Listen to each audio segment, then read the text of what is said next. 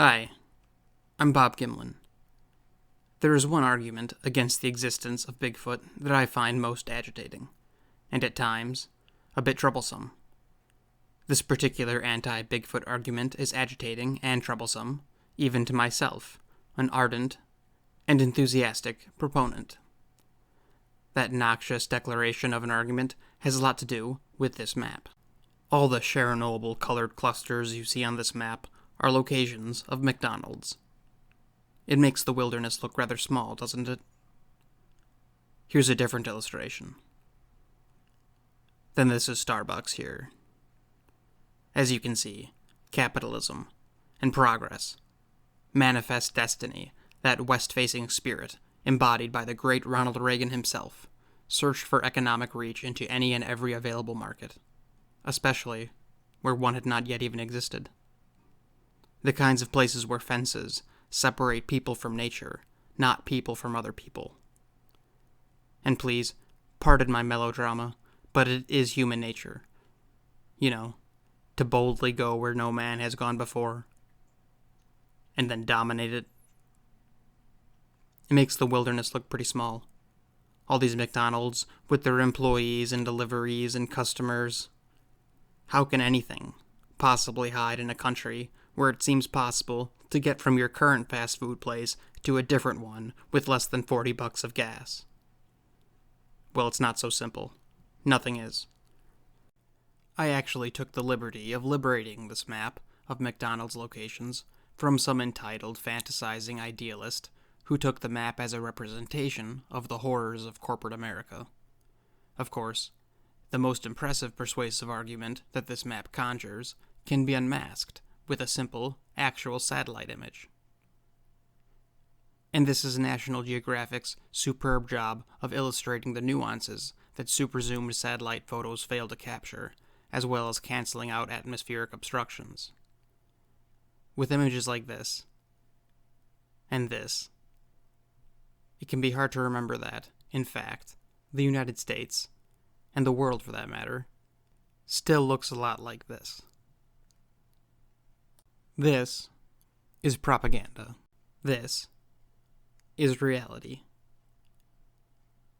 And yet in this representation of irresponsible environmentalism, bear managed to thrive. They're practically everywhere. Cougar thrive too. Even in the glow of the McDonald's incandescent lights, they live.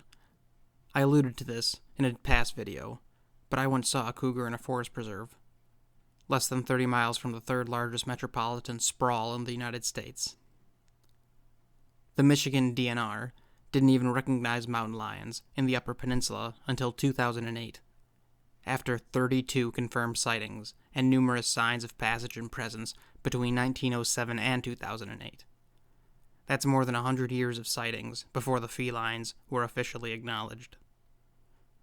In the year 2000, a biologist named Patrick Russ was hired by the Michigan DNR to disprove that the mountain lions live in the UP. First off, not sure how you disprove something, but the DNR said they would give him $5,000 to disprove cougars in the Upper Peninsula. He returned after a couple of weeks, with meager but more than sufficient evidence. "It took me 2 days," he said. And that was in 2000. The Michigan DNR still did not consider them as extant fauna to the Upper Peninsula until 2008, 8 years later. I wonder if he ever got paid. The money was specifically to disprove something, which he didn't. And by the way, I need this guy's job. They literally said we'll give you $5,000 if you disprove something. I could stumble around and not find evidence of Bigfoot all day. And we're talking about Michigan's Upper Peninsula, which is legitimate wilderness. Clay Nielsen is a wildlife ecologist at Southern Illinois University. He has plenty of evidence to support that cougar have made themselves quite comfortable in places like Georgia, Minnesota, Wisconsin, Iowa, and Indiana. And not only in the, quote, wilderness.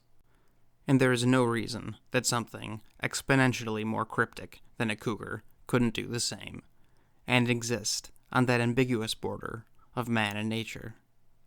And hey, Maybe Rex didn't run away after all. Speaking of which, wolves have made quite the comeback as well, if you believe that they were really all gone to begin with. So in this tar-colored, yet light-polluted, McDonald's-dominated representation of man's supposed brutality toward our planet, just remember, there are still white shores, and beyond a far green country. Obviously, these arches, or these dots, do not reflect the size of each individual McDonald's. Not even the Great Wall of China can be seen from space. As of 2004, things may have changed. Nor do the dots represent some kind of diameter or circumference of the building's range of sight, like in a computer game. Cliffs and trees obstruct fields of view quite nicely, as do cornfields and many other things, especially when being navigated by something that is a master of what it is navigating. Many of these dots represent necessary locations where few travel, and those who do need food, simply so that they can leave. There is still plenty of room to sneak and survive. And even when puma's existence was denied for over 100 years in the Upper Peninsula, with numerous sightings, the DNR even paid a biologist to, quote, disprove them. A DNR spokesman said to the Detroit Press that they are trying to avoid, quote, puma panic. Imagine the implications of Bigfoot panic.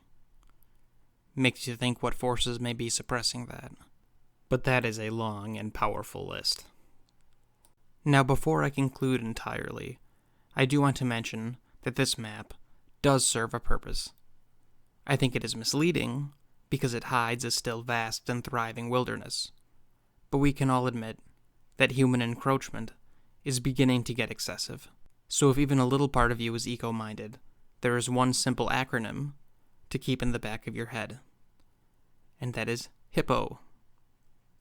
Habitat loss, invasive species, populations, pollution, and overconsumption. Anyway, this video was about the haystack more so than the needle we sift to find. And a bit about the environment never hurts. I hope you enjoyed it. Like it if you want to see more. And as always, thanks an awful lot for listening.